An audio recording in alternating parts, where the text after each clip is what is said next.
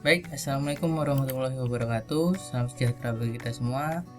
Om Swastiastu, Namo Buddhaya, salam kebajikan. Bagaimana kabarnya Anda semua? Mudah-mudahan tetap baik ya, tetap jaga kesehatan. Baik, pada hari ini kita akan membahas dukungan PBB terhadap kemerdekaan Republik Indonesia dan sikap Belanda terhadap kemerdekaan Indonesia. Ya, adapun kontak Indonesia dengan PBB sendiri dimulai pada tanggal 31 Juli 1947 setelah India dan Australia mengajukan masalah Indonesia dan Belanda untuk dimasukkan dalam agenda Dewan Keamanan PBB. Adapun peran-peran PBB dalam mendukung kemerdekaan Republik Indonesia, pada tanggal 1 Agustus 1947 Dewan Keamanan PBB mengeluarkan resolusi yang mengajak kedua belah pihak untuk menghentikan tembak-menembak dan menyelesaikan pertikaian dengan jalur arbitrase atau jalur damai. Kemudian pada tanggal 4 Agustus 1947, Dewan Keamanan PBB mengeluarkan perintah kepada Belanda dan Indonesia untuk menghentikan permusuhan di antara mereka serta aksi tembak-menembaknya. Dan pada tanggal 7 Agustus 1947, Dewan Keamanan PBB mulai membahas masalah Indonesia dan Belanda dalam agendanya. Adapun pada tanggal 25 Agustus 1947, Dewan Keamanan PBB menerima usulan dari Amerika Serikat tentang pembentukan Komisi Jasa-Jasa Baik atau Committee of Good Office untuk membantu menyelesaikan pertikaian Indonesia-Belanda. Komisi inilah yang kemudian dikenal dengan Komisi Tiga Negara atau KTN yang terdiri atas Australia yang diwakili oleh Richard C. Kirby atas pilihan Indonesia, kemudian Belgia yang diwakili oleh Paul Van Zielen ya, atas pilihan Belanda, dan Amerika Serikat yang diwakili oleh Dr. Frank Porter Graham atas pilihan Australia dan Belgia. Selanjutnya pada tanggal 28 Januari 1949, Dewan Keamanan PBB mengeluarkan resolusi yang disampaikan kepada Indonesia dan Belanda. Ada 4 resolusinya. Yang pertama adalah mendesak Belanda untuk segera sungguh-sungguh menghentikan seluruh operasi militernya dan mendesak pemerintah Republik Indonesia untuk memerintahkan kesatuan-kesatuan gerilya supaya segera menghentikan aksi gerilya mereka.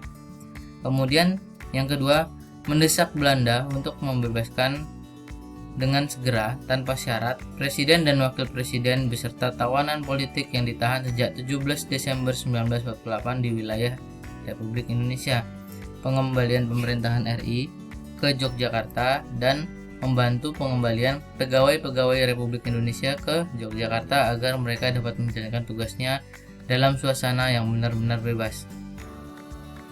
Selanjutnya yang ketiga, menganjurkan agar Republik Indonesia dan Belanda membuka kembali perundingan atas dasar persetujuan Linggarjati dan Renville, dan terutama berdasarkan pembentukan suatu pemerintahan ad interim atau pemerintahan sementara ya, paling lambat tanggal 15 Maret 1949. Nah, pemilihan untuk Dewan Pembuat Undang-Undang Dasar Negara Indonesia Serikat selambat-lambatnya pada tanggal 1 Juli 1949. Oke, yang terakhir sebagai tambahan dari putusan Dewan Keamanan, Komisi Tiga Negara diubah menjadi UNCI atau United Nations Commission for Indonesia. Komisi PBB sama dengan Komisi PBB untuk Indonesia dengan kekuasaan yang lebih besar dari KTN. UNCI berhak mengambil keputusan yang mengikat berdasarkan suara mayoritas.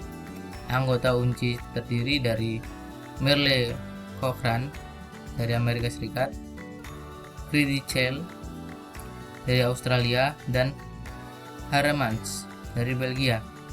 Tugas UNCI adalah membantu melancarkan perundingan-perundingan untuk mengurus pengembalian kekuasaan pemerintah Republik, untuk mengamati pemilihan, dan berhak mengajukan usul-usul mengenai berbagai hal yang dapat membantu tercapainya penyelesaian. Baik, yang terakhir adalah kita akan membahas sikap Belanda terhadap kemerdekaan Indonesia. Yang pertama adalah Belanda merupakan negara yang menolak kemerdekaan Indonesia, seperti yang kalian ketahui sendiri karena Indonesia merupakan jajahan Belanda ya, dan ingin merebut kembali Indonesia.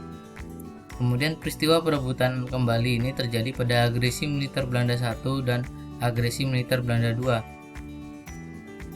Kemudian berkali-kali Indonesia melakukan kedaulatan Indonesia pada KMB. Hasil dari KMB membagi wilayah Indonesia dalam bentuk federasi atau bisa dikenal dengan Republik Indonesia Serikat. Adapun perundingan dengan Belanda mulai dari perundingan Linggarjati, perjanjian Renville, perjanjian Romeroyen, dan KMB yang menyelesaikan genjatan itu.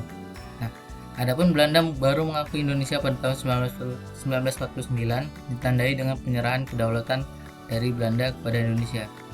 Baik, sekian yang bisa Bapak sampaikan. Jika ada pertanyaan, silahkan tulis di kolom komentar. Bapak akhiri. Wabillahi taufiq wal hidayah. Wassalamualaikum warahmatullahi wabarakatuh. Sampai jumpa kembali.